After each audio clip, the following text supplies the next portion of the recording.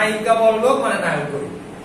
তারপরে হচ্ছে এখন এখন এখন দেখা যাবে মিনওয়াইল সাকিব খান গুলি খাইছে মারা গেছে, দ্যাট মিন্স 5 বছর করবো আবার দেখা কোনদিন আগে। আচ্ছা ওকে, তো আর আমাদের দেশে সবচেয়ে বেশি মানুষ হচ্ছে তোমার মানে অলস মস্তিষ্ক, এটা বিশ্বাস করো? হোপসের একটা থিওরি আছে, ফিলোসফি থিওরি, দার্শনিক হোপস যে দার্শনিকবাদটা দিছে সেটা বলছিল যে তোমার leisure is the mother of philosophy. Leisure is the mother of philosophy কথাটা মানে অবসর টাইম যাদের বেশি তারা হচ্ছে বড় বড় দার্শনিক। হ্যাঁ, যেমন আমাদের মায়েরা যখন আমাদের সাথে যুক্তি তর্কে পারে না, মনে করো তুলনামূলক তুমি এখন বড় জায়গা করতেছো না, ইউনিভার্সিটিতে পড়তে হবে আর অনেক কিছু জানো, তো তুলনামূলক আমাদের মা বাবার অভিজ্ঞতা বেশি হলো, তাদের থেকে আমি একটু বেশি জানি বাস্তব। তুমি যখন তর্কে দিতে পারো না, আমাদের মায়েদের কমন ডায়লগ, তুই আমার পেটে হয়েছিস না। তো এটা হচ্ছে আমাদের প্রথম ফিলোসফি। সেকেন্ডলি যে ব্যাপারগুলো কাজ করে যে আমাদের দেশে সবচেয়ে বেশি মানে মানুষ দেখে কি বলতো, কোনো বড় বড় কিছু দেখবা না, লাইফ অ্যাকশন কিছু দেখবা, আমাদের মানুষ সবচেয়ে বেশি দেখে ইসলাম চর্চা, যেখানে এমন আজগুবি জিনিস দেখায় তোমাকে আমি আইনস্টাইনের থিওরি বললাম, তোমার বিশ্বাস করতে 5 মিনিট লাগতেছে, ভাই কি ঠিক বলতেছে, কিন্তু তুমি দেখবা কোন এক প্রোগ্রামে একটা ঢোল এসে মাথায় বসে কান বন্ধ হয়ে গেছে, বুঝছো না? এরকম কান বন্ধ হয়ে গেছে, এটা তুমি বিশ্বাস করে নিচ্ছ। তারপরে যে কি আরেকটা এপিসোডে দেখলাম ফেসবুকে আসলো, কারে যে বলিতে আমি মাখাইছে চোখ কানা হয়ে গেছে।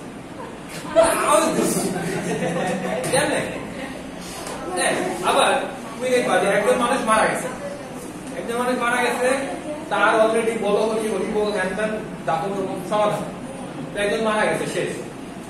20 বছর পরে হঠাৎ করে পরিবারে একটা ঝামেলা বাঁধছে, কেন্দ্র করতেছে দরজা থেকে দাঁড়াও। 20 বছর পরে ওই থেকে আসছে এবং এটা তুমি বিশ্বাস করতেছো, সে কেমনে বাঁচলো না বাঁচলো বিশ্বাস করে। একটা এপিসোড দেখছিলাম, মানে ইসলাম জলসাটা তো ইসলাম জলসা কি বাংলা হচ্ছে একটু মিডিয়াম লেভেলের মতো, আরো হাই লেভেলের মতো আছে। তারা দেখে কালার্সে আমি তখন অনেক ছোট, 6-7 এ পড়ি, তখন আমার অঞ্চলে ডিশ লাইন প্রথম আসছে। তো আমার ছোট মামি যে তখন একটা সিরিয়াল চলতো, এই ডিশটা কে ক্যান্ডেলাতে, মানে আমার নামটা মনে নাই, মানে আলেক নাম ছিল একটা ছেলে, পাগল মতো ছিল, আমি মনে নামটা ভুল বলছি, সিরিয়ালের নাম মনে ভুল বলছি। তোমার হচ্ছে আরেকটা সিরিয়াল তো জাম্পিয়ার ভিরাজ, হ্যাঁ জাম্পিয়ার ভিরাজের একটা হতো, আরেকটা হচ্ছে আলেক টাইপের ওইটা ছিল। ওই সিরিয়ালটা 36 ইয়ার ধরে রানিং, 36 ইয়ার্স। ওর সেশন চলে, মাঝখানে যে 2-3 বছর গ্যাপ যায়, আবার চলে। তুমি চিন্তা করো কার এত বছর যে এত লং টাইম ধরে। তো ওই সিরিয়ালের একটা পার্ট ছিল যেটা নিয়ে পরবর্তীতে ট্রল হয়েছে ফেসবুকে, তোমরা দেখছো হয়তো, যে হাজবেন্ড মারা গেছে হসপিটাল, হাজবেন্ড মারা গেছে, ডাক্তার এসে ঘোষণা করছে দেন।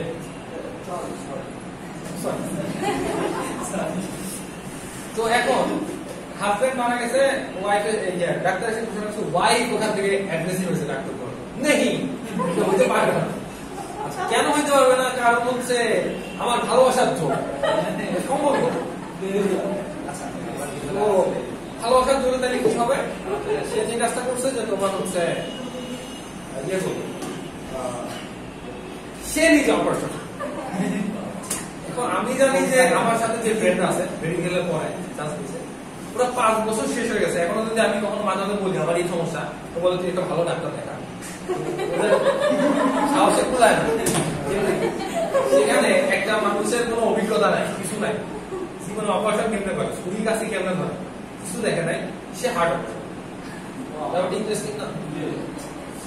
তো এই পর্যন্ত ঝামেলা ছিল, ঝামেলা হলো সে অপারেশন কেবিনে গেল, বাইরে ডাক্তাররা বসে আছে, আর অ্যাজ ইউজুয়াল সিরিয়ালের বলতেছে টিক টিক করে লাইট জ্বলতেছে, এর মাঝে মাঝে কিছুক্ষণ পর বজ্রপাত হচ্ছে। তো এগুলোর পরে হঠাৎ করে শুনছাম ঠাস করে দরজা খুলছে, অন্ধকার, কাউকে দেখা যাচ্ছে। কিছুক্ষণ পরে সেই মহিলা বের হয়েছে, বের হয়ে তার কোট খুললো। কখন 1% টাকা এখন খুললো, খুলে সে ডাক্তারকে এসে বলতেছে, খুব তো বলছিলেন আমার হাজবেন্ড মারা গেছে, বাঁচানোর সাথে গিয়ে দেখেন আপনার পেশেন্ট। ডাক্তার গেছে, গিয়ে দেখে পেশেন্ট সুস্থ। এবং এই যে পুরা এই এবং এবার শুনো না, এই সুস্থ হওয়ার পরপরই আবার সেই যে ওয়াইফ সে গিয়ে বলতেছে যে উঠেন, তাড়াতাড়ি উঠেন, আপনি সুস্থ হইতে হবে, মেয়ের বিয়ে না আগামী সপ্তাহে। মাত্র হার্ট অপারেশন হয়েছে, 1 সপ্তাহ পর মেয়ের বিয়ে কেমন যাবে? তো এই যে পুরো আজগুবি সিনারি, এটা এত তোমাদের এখন হাসি লাগছে, বাট দেখবা এটাও আমাদের গার্ডেন মানে খাওয়া দাওয়া বন্ধ করে বিয়ে। তুমি যদি মানে বলো পানি দিতে হবে, এগুলো কিন্তু মানে লাইফ লেসন। আমি আমার ফ্যামিলি থেকে দেখেও বসছি, আমার আম্মু কেমন দেখছি। তো মানে কিছু একটা হইলে চুলার উপরে দুধ আছে, তরকারি পুড়ে যাচ্ছে, এখন একটা ব্যাপার। তো এই যে এই আজগুবির বিষয়গুলো আমরা বিশ্বাস করি, তাহলে বলো আমরা কিভাবে হচ্ছে আগায় যাবো। এনিওয়ে অনেক কথাই গেলাম। তো এখন আমাদের তাহলে ওভারঅল আমাদের থিওরেম গুলো হয়ে গেছে। এটা তারপর হচ্ছে এম দিয়ে যেটা বললাম, টি দিয়ে যেটা বললাম, এল দিয়ে যেটা বললাম, এখানে আমাদের ম্যাথ আসলে এই চারটা থিওরেম দিয়ে আসবে। ঠিক আছে, এক্সাম্পল তোমরা দেখলে পেজ নাম্বার 17 এ দেখবা, এক্সাম্পল করে দেওয়া আছে সবগুলা, আশা করি পারবা। এখন আসো নেক্সট যে বিষয়টা আসবে সেটা হচ্ছে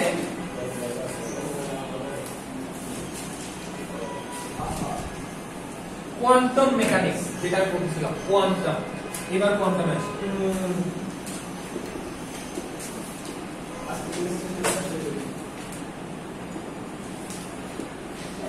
স্থির তড়িৎ তো তোমাদের শর্ট সিলেবাসে নাই, স্থির তড়িৎ থেকে একটা কোশ্চেন দিবে না আশা করি। তো এই জন্য স্থির তড়িৎ আমি পড়াইতে চাচ্ছি না, যদি তোমরা বলো তাহলে আমি শেষে দেখাই দিব।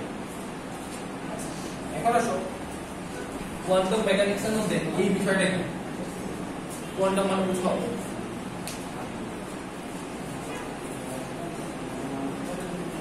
এটা মানে বুঝো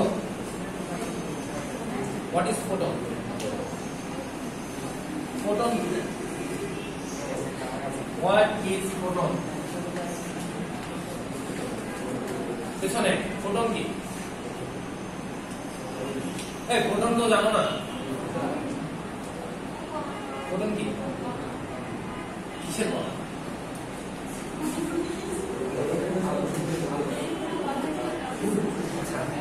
আলোর দুইটা প্রপার্টি আছে তোমরা জানো, একটা হচ্ছে কি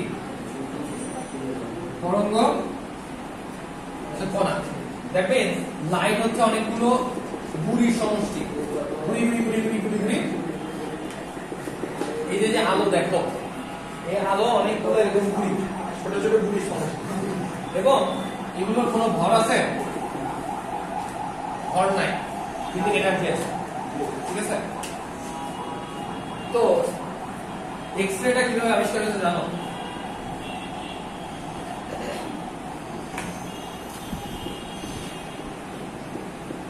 মনে করো কোন একটা পদার্থের লাস্টে একটা ইলেকট্রন আছে, এখান থেকে এই ইলেকট্রনটা রিমুভ করা যায় কিভাবে? রিমুভ করতে ইলেকট্রনটা সরাবো কি করে? মানে আয়নিক বন্ধনে তো একটা ইলেকট্রন দেয়, মানে এই ইলেকট্রনটা যে যাবে হিট দিতে হয়, তাই না? তাপ দিলে ফায়ার এনার্জিতে দিলে এটা মুক্ত হয়ে যাবে। এটা তোমরা জানো ইলেকট্রন দুই ভাবে রিলিজ হয়, মানে ওকে যদি আমি এনার্জি দিতে পারি সে যেমনি দিই উপরে যাবে না, একটা সময় যাইতে যাইতে বিলীন হয়ে যাবে, অর্থাৎ মুক্ত হয়ে যাবে। এই এনার্জিটা দুই ভাবে দেয়া যায়, একটা হচ্ছে তাপ শক্তি, যেটা তোমরা সবাই জানো, একটা হচ্ছে আলো শক্তি। ঠিক আছে, দ্যাট মিন্স আমি যদি এখানে এই আলোর পার্টিকেল, কোন একটা আলোর পার্টিকেলকে এখানে বাড়ি মারি চুষ করে, এনার্জিটা পাবে না, এই এনার্জিটা দিয়েও ইলেকট্রন রিলিজ করা যায়। এইটার উপরে বেস করে আমাদের যে বিষয়টা হচ্ছে সেটা হচ্ছে ফটো তড়িৎ ক্রিয়া, আলোকচৈত ক্রিয়া বা ফটো ইলেকট্রিক ইফেক্ট। আমরা ফটোকপি মেশিন দেখছো না, ওখানে যখন স্ক্যানিং করা যায় সবুজ রঙের এক ধরনের লাইট, কিন্তু ফটো তৈরি বা ছবি যখন ল্যাবে করে না সিলভারের ইয়েতে দুবাই বুঝছো, ল্যাবে প্রিন্ট করা দেখছো, এগুলো হচ্ছে তোমার ইয়েকে কাজে লাগে, ফটো তৈরি কাজে লাগে। তো এখানে যে ব্যাপারটা হয়, মনে করো এখানে তোমার একটু ভেক্টর আছে, মনে করো তুমি এখানে 500 জুল শক্তিতে আটকে আছো, স্টার্ট হয়ে আছো, তোমার যদি তুমি 300 জুল দিয়ে টানি, তুমি কি মুভ করবা? 499 দিয়ে তুমি টানি, মুভ করবা? যদি 500 দেয় তাহলে কি হবে? মুভ করবা না, জাস্ট ছুটবে, তাই না? জাস্ট ছুটবে। যদি 501 দেয় ছুটবে, আর বাকি একটা দিয়ে তুমি মুভ করবে, তাই না? মনে করো এখানে আমার ইলেকট্রনটা E1 এনার্জিতে আটকে আছে, এখানে আমি একটা আলোর ফোটন দিয়ে বাড়ি বানাবো, মানলে কি হবে? একটা স্টিল ফুটবল আছে, এটাকে যদি একটা বড় বল দিয়ে বাড়ি বানাবো, ফুটবলটা গতিশীল হবে, আর এই বলের গতি কমে যাবে না, অর্থাৎ ইলেকট্রনটা মুভ করবে আর এটা শক্তি কমে যাবে। তো আলো তো সাধারণত এইভাবে আসে না, আলো আসে কি এইভাবে অনেক শক্তিশালী একটা আলো ছিল, সেই আলো বাড়ি বানালে আলো শক্তি কমে যাবে না, বুঝছো কি? তো দ্যাট মিন্স আমরা যদি টোটাল কোন একটা এনার্জি দেই, লাইট এনার্জি, এটা দুইটা ভাগে ভাগ হয়, একটা হচ্ছে ইলেকট্রনটা ছুটাইতে, আর একটা হচ্ছে ইলেকট্রনটাকে বের করে নিয়ে যেতে। তো ই মানে হচ্ছে h নিউ, আমরা সবাই জানি। U1 হচ্ছে আলোটা, এটা ছুটাইতে যতটুকু লাগবে, এটা হচ্ছে আমাদের h নিউ, দুইটা একই নামে আমরা নিউ নট দিই, যে ছুটাইতে না। আর E2 হচ্ছে যে স্পিডেও যাবে, দ্যাট মিন্স half m, বুঝছো কি? এই কনসেপ্টটা দিয়ে আমাদের সবচেয়ে বেশি ম্যাথ আসে, এই সূত্রটা মনে রাখবে। এখন এখানে কি কি আসবে আমি বলবো। এইটাকে বলা হয় হচ্ছে কার্যবেক্ষক। তোমাকে বলবে কার্যবেক্ষক কত বের করো,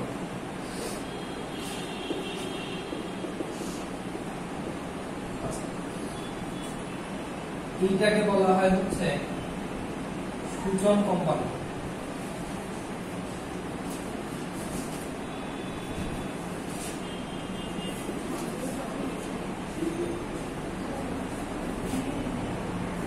মানে কত কম্পাঙ্কের আলো ফেললে ইলেকট্রনটা ছুটবে, সেটাকে বলতেছি সূচন কম্পাঙ্ক। আর ইলেকট্রন ছুটাইতে টোটাল যে এনার্জিটা লাগতেছে সেটাকে বলতেছি হচ্ছে কার্যবেক্ষক। তোমাকে যে কোনো প্রশ্ন দিবে যে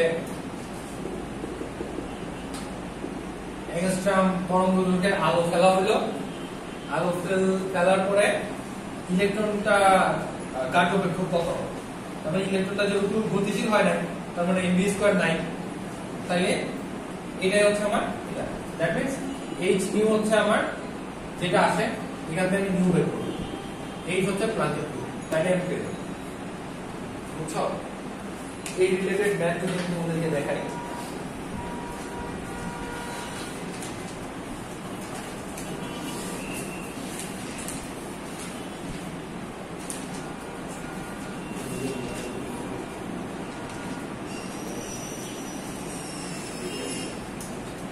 পেজ নাম্বার 12,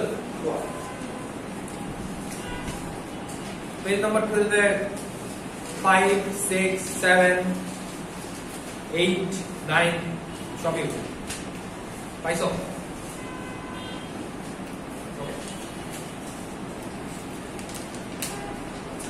তাহলে এই একটা থিওরেম বললাম, এখান থেকে আমাদের ম্যাথ আছে, ওখানে 4টা থিওরেম বলছি, ওখান থেকে ম্যাথ আছে।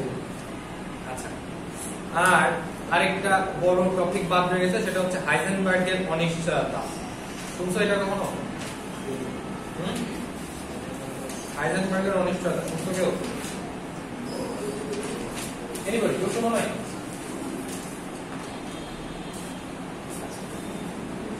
হাইজেনবার্গের অনিশ্চয়তা নীতি বলা হয়েছে তুমি একই সাথে কোন বস্তুর অবস্থান এবং তার বেগ ডিটেক্ট করতে পারবা না। বুঝতে পারছো? তোমাদেরকে দুইটা জিনিস বলি, এগুলো তোমরা সব শুনে শুনে অভ্যস্ত, বাট আসলে কতটুকু জানো। সায়েন্স অনেক মজা, বুঝছো? বুঝো না, এখানে তোমার কাছে কঠিন লাগে, না বুঝতে কঠিন লাগবে। শ্রোডিঙ্গারের একটা ইকুয়েশন আছে, আরেকটা হচ্ছে তোমার হাইজেনবার্গ।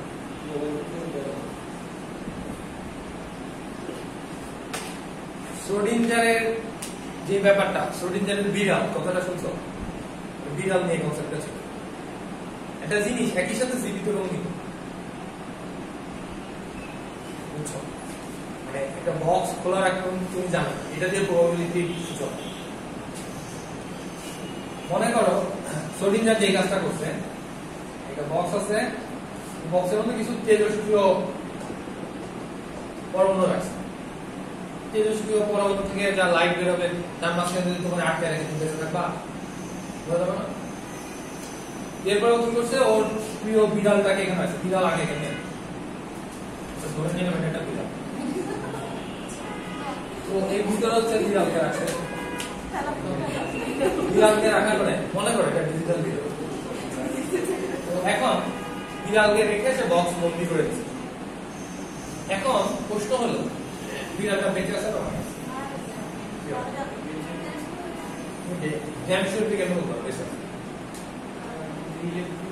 তুমি মরতে তো সময় লাগবে বা নাও মরতে পারে, বা তোমাকে বিষ দিলে তুমি মরে যাবা, সবাই মরে।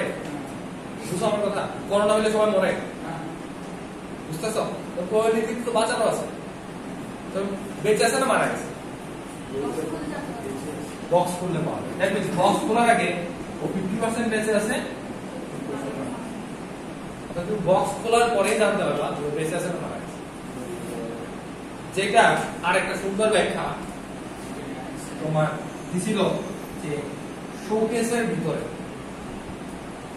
শোকেসের মধ্যে দেখো না যে আমাদের বাবা মায়েরা কিছু প্লেট রেখে দেন, যে প্লেটে জীবনে খাবার খাওয়া সম্ভব হয় না, এগুলো হচ্ছে থাকে কেন আমি জানি। আমার আম্মু দেখছি কিছু হলেই কিন্তু স্পেশালি হচ্ছে সিনেমা কিনে পুরা শোকেস ভরা, কখনো নামে দিলে এই তুই হাত দিছিস কেন, মেহমান আছে আমার বাড়িতে, অনেক মেহমান আসতে গেছে, আমি কখনো নামে দিই এবং ভবিষ্যৎ দেখবো। এটা হচ্ছে আমাদের মায়েদের ঐতিহ্য এবং সম্পদ, তারা ওটা কাউকে দেয়ও না, কিছু না, নাম নিয়েছে। তো এরকম সবার শোকেসের মধ্যে কিছু আছে আশা রাখি।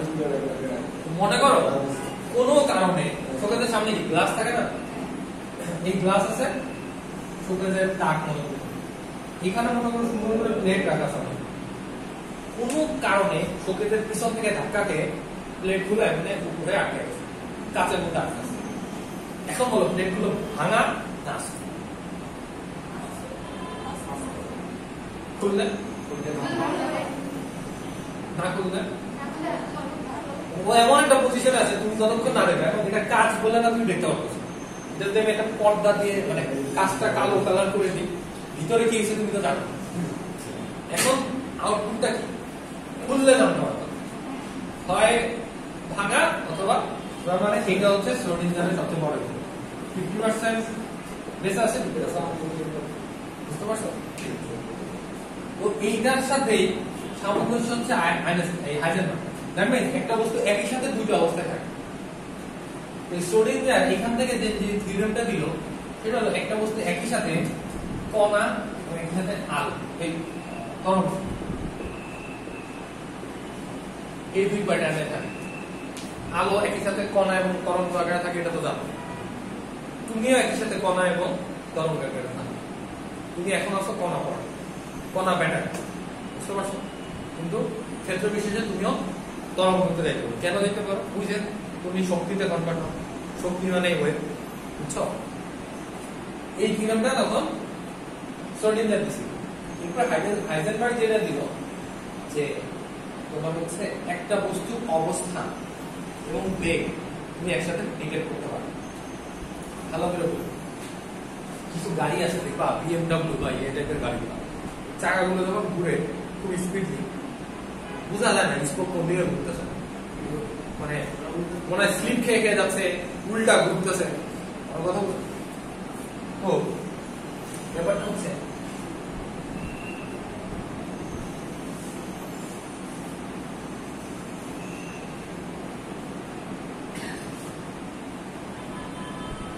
তুমি যদি এই গাড়িটা কিরকম বেগে যাচ্ছে, চাকাটা কিরকম বেগে, এটা যদি খেয়াল করো, এগুলোর পজিশন কিভাবে খেয়াল করতে হবে, ভুল হয়ে যাবে জানি। আবার তুমি যদি এই পজিশন গুলো ভালো করে খেয়াল করতে যাও, এটা কত স্পিডে হচ্ছে তুমি এটা দেখে নিতে পারো। অর্থাৎ একটা ইলেকট্রন ঘূর্ণায়মান থাকলে একই সাথে ওটা কোন জায়গা আছে, ওর বেগ কত, এটা ডিটেক্ট করা যাবে। এটাকে বলে হাইজেনবার্গের অনিশ্চয়তা। পারবাই না, ইম্পসিবল, টোটালি পারবা না। করলে তোমার একটা ত্রুটি থাকে, অর্থাৎ অবস্থান নির্ণয়ের ত্রুটি আর ভরবেগের ত্রুটি থাকে, এবং এটার মান এটা হয় সবসময়। এটা দিয়েও আমাদের ম্যাথ আছে, তোমাকে বলবে অবস্থান ত্রুটি এত, ভর ত্রুটি কত, এই ভরবেগ ত্রুটি কত, তাহলে ডেল এক্স এর মান দেওয়া থাকবে, ডেল বি বের করবে, ডেল এক্স ওই সাইডে। অথবা বলবে যে ভরবেগের ত্রুটি এত, অবস্থান ত্রুটি। বুঝতে পারছো? এটা রিলেটেড যদি তোমাকে ম্যাথ দেখাই,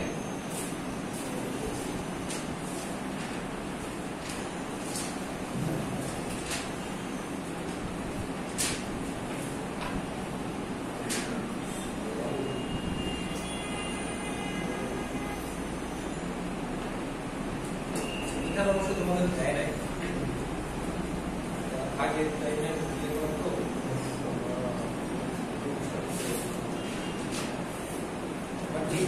মনে রেখে যে ম্যাথ আসে এখানে দেয় নাই। ওকে, এই হচ্ছে আমাদের টোটালি আধুনিক পদার্থবিজ্ঞানের চ্যাপ্টার। এর মধ্যে কোনো টার্ম বুঝো না এখন আছে বা রিপিট করা লাগবে পেছনে, আধুনিক পদার্থবিজ্ঞানের বুঝো নাই কোনো টপিক বা রিপিট করা লাগবে, সব বুঝে ফেলছো?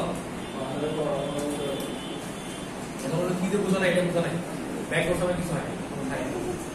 আচ্ছা, তাহলে আধুনিক পদার্থবিজ্ঞান থেকে কি কি বলছি? ইকুয়াল টু এমসি স্কয়ার, ভর ত্রুটি, ভর বৃদ্ধি, তারপর হচ্ছে কাল নির্ধারণ আর দৈর্ঘ্য সংকোচন, কোয়ান্টাম তত্ত্ব বললাম, হাইজেনবার্গের অনিশ্চয়তা বললাম, শ্রোডিঞ্জার বললাম, তারপর হচ্ছে তোমার কার্যপেক্ষক, সূচন কম্পন। ঠিক আছে, এই হলো টোটাল টার্ম। এই কয়টা থেকে প্রশ্ন আসবে, বাইরে প্রশ্ন আসে নাই, দেখতে পাবো। এখন আসি স্থির তড়িৎ নিয়ে তোমাদের দুটো বিষয় বলি। স্থির তড়িতে আমাদের অনেক বড় টপিক বা ঠিক আছে প্রশ্ন একটা অঙ্ক কয়টা লেগে থাকে।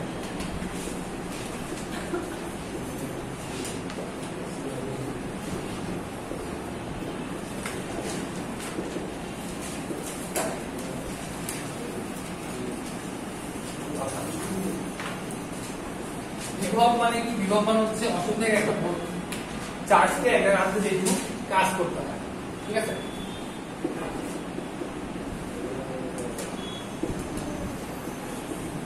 এটা হচ্ছে আমাদের বিভবের ফর্মুলা। আর বিক্রিয়ার ফর্মুলা হচ্ছে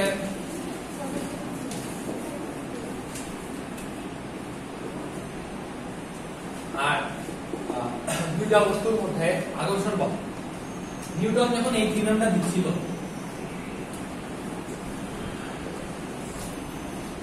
ঠিক আছে, এটা না নিউটনের মহাকর্ষ সূত্র, তখন আমাদের মিস্টার কুলম্ব এটাকে চুরি করা শুরু করলো।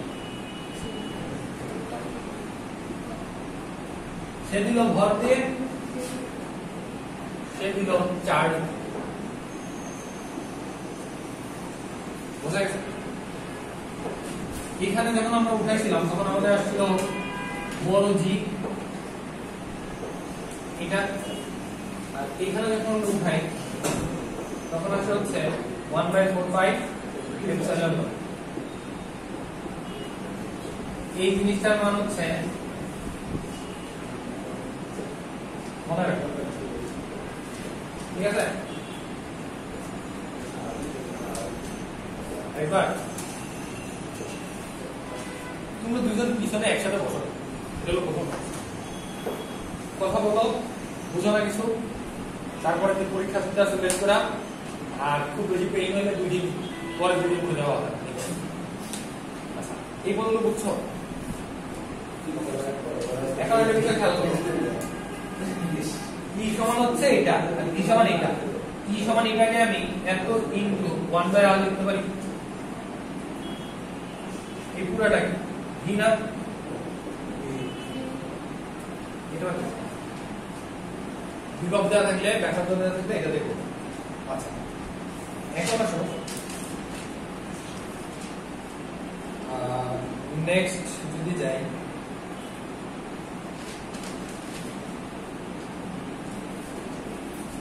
হচ্ছে ধারক। ধারক মানে কি? ধারক দেখছো কখনো? তোমরা কি কেউ ধারক দেখছো? সব এরকম মানে নিস্তেজ হয়ে গেছে না? তোমাদের কি স্টার জলসার এপিসোড চলতেছে?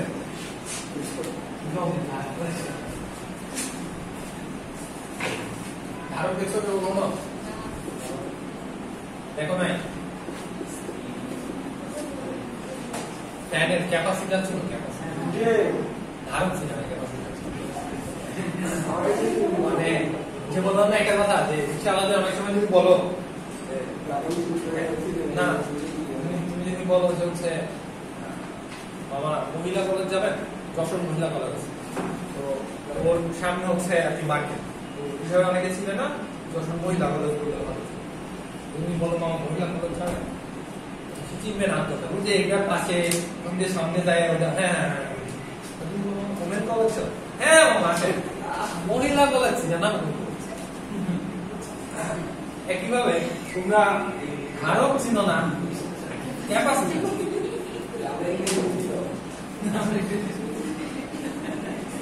ইংরেজি বুঝো? এটার বাংলা কি বলো?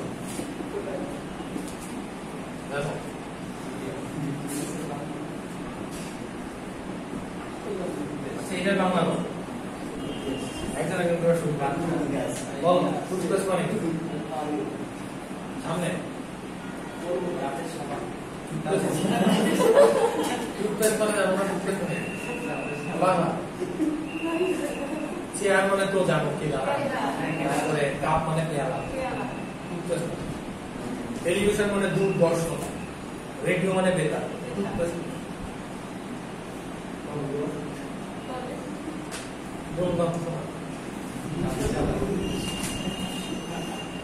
নিউক্লিয়াস মানে কি জানো?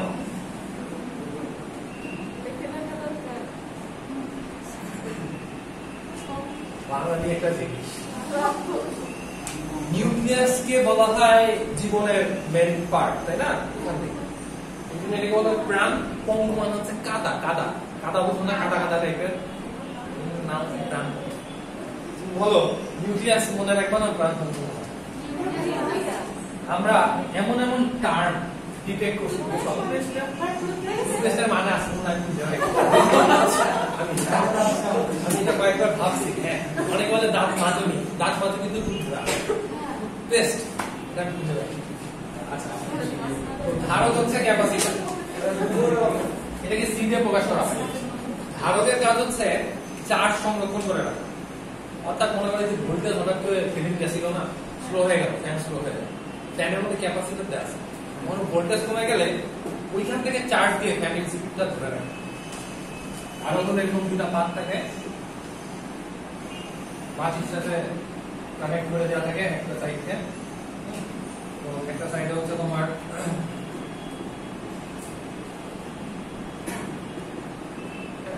এক সাইডে পজিটিভ চার্জ সেট থাকে, এক সাইডে নেগেটিভ চার্জ সেট থাকে।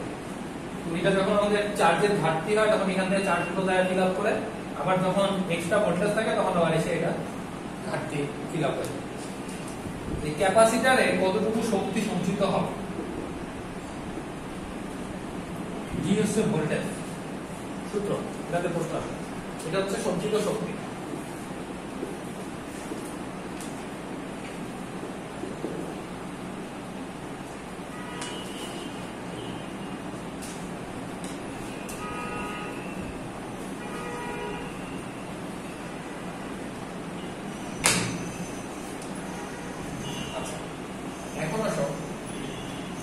ধারকের সমবায় আছে, রোধের যেমন সমবায়।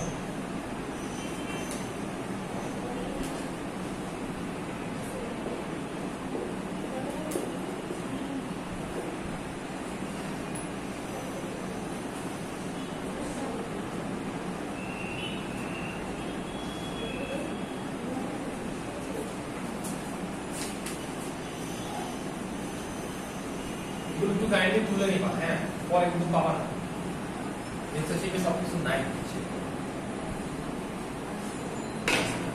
তো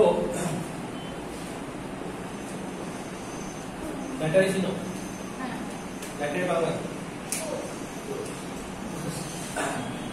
সেলের বাংলা সেল আর ব্যাটারি একটি, সেল আর ব্যাটারি একটি কোষের সমবায়। ব্যাটারি মানে হলো কোষের সমবায়। এটা হচ্ছে সেল, ঠিক আছে, এটার বাংলা হচ্ছে কোষ। সরি, এটা বড় কোষ। এটা হচ্ছে ব্যাটারি, এটা হচ্ছে আমার সোল। তো ব্যাটারির একটা সেলের একটা হচ্ছে পজিটিভ দিক থাকে, একটা নেগেটিভ। সবসময় তোমাকে দিয়ে নাও দিতে পারে, তুমি বুঝে নিবা।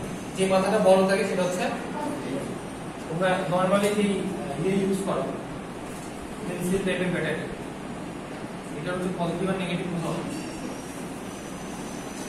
ব্যাটারি হচ্ছে আলো,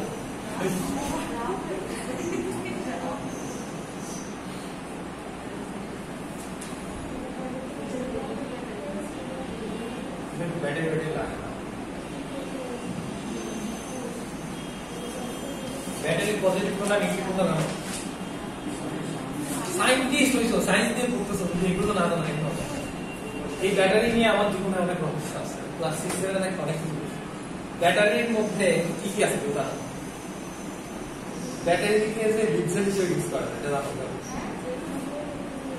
আমি এই ব্যাটারি হচ্ছে ছোটবেলায় জানতাম। ব্যাটারি খোলার পরে এই মাথাটা যদি টান দিয়ে বের করো, এরকম একটা দণ্ড বলবে কালো কার্বন, এর গায়ে দেখবা জেলি টাইপের লিকুইড আকারটা কিছু থাকে, তুমি লিপজেল ইউজ করতে পারো। আমি হচ্ছে এটা করছি, হ্যাঁ, ছোটবেলায় অনেক মানে বোকার মতো কাজ করছি। যেমন আমি রিমোট কন্ট্রোল গাড়ি, রিমোট কন্ট্রোল গাড়ি দিয়া ব্যাটারি তো খুব খায়, বুকে বললে কিনে দিত না, বকা জকা খাই। ব্যাটারি চার্জ দেওয়ার সিস্টেম, কিন্তু চার্জ যদিও সাকসেসফুল হয়ে যায়, বাট মানে একটু ভাবতাম সুন্দর করে একটা মাটি নিয়েছি, মাটির মধ্যে পানি দিচ্ছি, পানির মধ্যে লবণ মিক্স করছি, লবণ একটু সিআরডি মেডিতে দেখছি যে কারেন্টে মারতে লবণ, এটার মধ্যে এই ব্যাটারি সবগুলো শুনছি, উপরের কভার সব শুনছি, শুনে এর মধ্যে ব্যাটারি গুলো রাখছি, দেখে এটাকে রোদে দিচ্ছি। রোদে দেওয়ার পরে দেখলাম কাজ হয়। পরে আবার কোই মিল গিয়া সিনেমা দেখছি, কোই মিল গিয়া সিনেমার মধ্যে কি হয়, ব্লু লাইট দেয় না, এরপরে আমি আবার একটা কাঁচের আয়না দেখছি, নিয়ে দূর থেকে এমনি করে এইভাবে অনেকক্ষণ অ্যাটেন্ড দিচ্ছি, বাট দিন শেষে কোনো কাজ হয় না, দিন শেষে কাজ হয় না। তো আমি ছোটবেলায় এগুলো করতাম। এরপরে হলো মানে মাঝে মাঝে অনেক আজগুলির বিষয় করতাম। তোমরা সুন্দর দিনের ব্যাপার শুনছো, তোমাদের পড়তে তো অনেক বোরিং লাগে, আমার খুব বিরক্ত লাগতো। আমার একটা সময় মনে হয়তো যে স্পেশালি সমাজ বই আমি সত্যি একদম বুঝে দেখতাম। আমার মানে বিসিএস এর জন্য আমার সাদা রঙের পড়তে যায়, মানে আমার সারা শরীরে অ্যালার্জি হয়ে তো আমি কি করতাম, ওই জিনসগুলো কতবার 3 বার করলে কোনো জিন আছে এরকম একটা বিষয় বলা আছে না, কতবার, আচ্ছা যাই হোক কতবার আমার একটা আমি হচ্ছে রাত্রের বেলা একটা নিয়ে ছাদে উঠলাম, মানে কোনোভাবে একটাকে আনতে বললে ওদের কনভিন্স করবো ভাই আমার পড়াটা এরকম চিন্তা ভাবনা, যদিও সাকসেসফুল হইতে পারি নাই, কখনো কারণে পাইনি। আবার বিভিন্ন শুনতাম এলাকায় গল্প প্রচলন ছিল না, যে পরীরা ওকে ধরে নিয়ে গেছে, আমি আর ওই জায়গাগুলোতে বেশি বেশি জায়গা মুভিতে দেখলাম যে সিডি কিনে, তখন তো সিডি চালায়, সিডি কিনে দেখলাম পড়ি তো অনেক সুন্দর সুন্দর। তো আমি যখন 6-7 যখন পড়ি তখন দাঁড়ায় তো অনেক নিয়ে যায়, এই জায়গা থেকে বলে ধরে নিয়ে গেছে, আমি সারাদিন বসে আমাকে কেন নিয়ে যায়। তো যাই হোক, এই যে কালো কালারের যেটা থাকে এটা হচ্ছে কার্বন বর্ণ, এইটা হচ্ছে আমাদের পজিটিভ পার্ট, আর এটা হচ্ছে এখন এই যে ব্যাটারি চার্জ দিতে যায় কিছু আবিষ্কার করতে হয় না, বা আরেকটা বিষয় আবিষ্কার করছে, সেটা হচ্ছে তোমার যে ব্যাটারিটা শেষ হলো, পেন্সিল ব্যাটারি ঘড়ি চলতে থাকে বর্ণ, ওই ব্যাটারি তোমার ইমিডিয়েট রাত তো আর ঘড়ি ব্যাটারি কিনা সম্ভব, তুমি মোটামুটি একদিন চালায় নিতে চাচ্ছ, তাহলে তুমি কি করবে? কোন আইডিয়া? ব্যাটারিটা খুলবে, কিন্তু সুন্দর করে কামড়, হ্যাঁ জোরে জোরে কামড় দিলে দেখবা ব্যাটারিটা চ্যাপটাই গেছে। এবার লাগাও,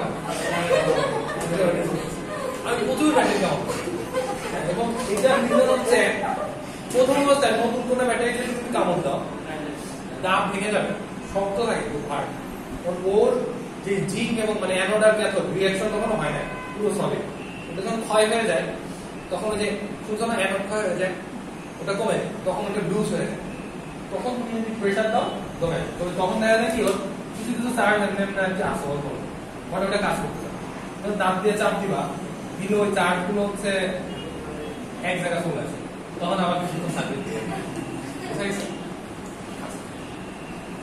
তো এনিওয়ে অনেক কথাই গেলাম, কোষ আর সেল বিষয়টা নিয়ে এখন আসো, কোষের সমবায় বলে।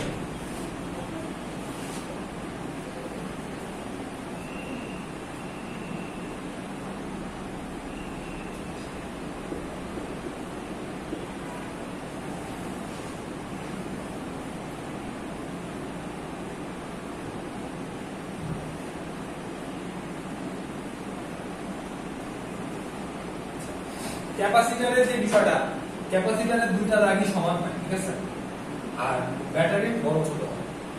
তো এটা হচ্ছে আমাদের কি শ্রেণীতে, এটা সমান্তরাল শ্রেণীর নিয়ম হচ্ছে এটা এক মাথার সাথে আরেকটা আরেক মাথা, আরেকটা আরেক মাথার সাথে আরেকটা আরেক মাথা ধরে লাগবে, ঠিক আছে। আর সমান্তরালের নিয়ম হচ্ছে সবার একটা কমন পয়েন্ট থাকে, ওকে। আমি যদি তোমাদেরকে বলি এরাও কিন্তু সমান্তরালে আছে, কারণ এটা একটা কমন পয়েন্ট, বুঝছো?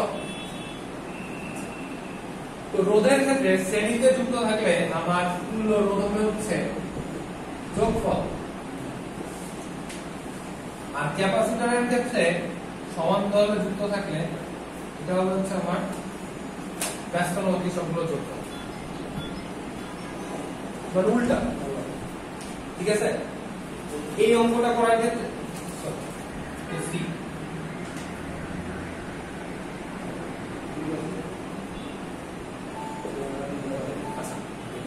এই অঙ্কটা করার ক্ষেত্রে তোমরা এইটুকু করে অ্যান্সার দেখো, এবং বেশিরভাগ ক্ষেত্রে এটা অ্যান্সারে দেওয়া থাকে, এটা দেখবে উল্টাইতে হবে, এটা বুঝে দেবো, এটা খেয়াল রাখবো।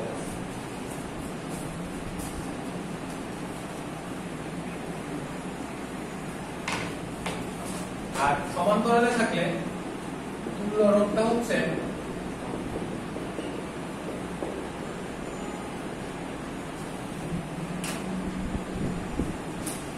ক্যাপাসিটরের ক্ষেত্রে হচ্ছে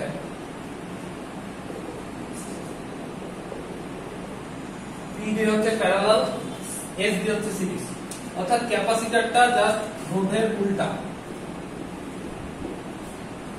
মনে থাকবে।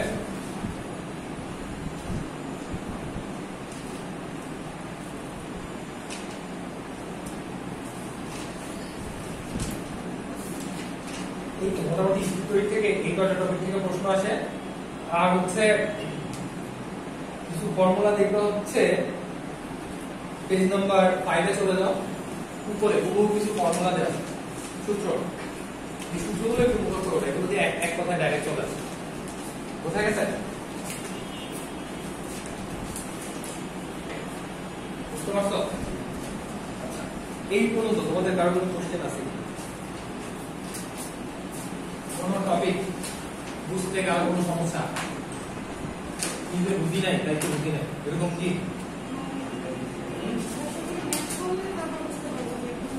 ম্যাথ সবগুলোতেই তোমার এক্সাম্পল দেওয়া আছে।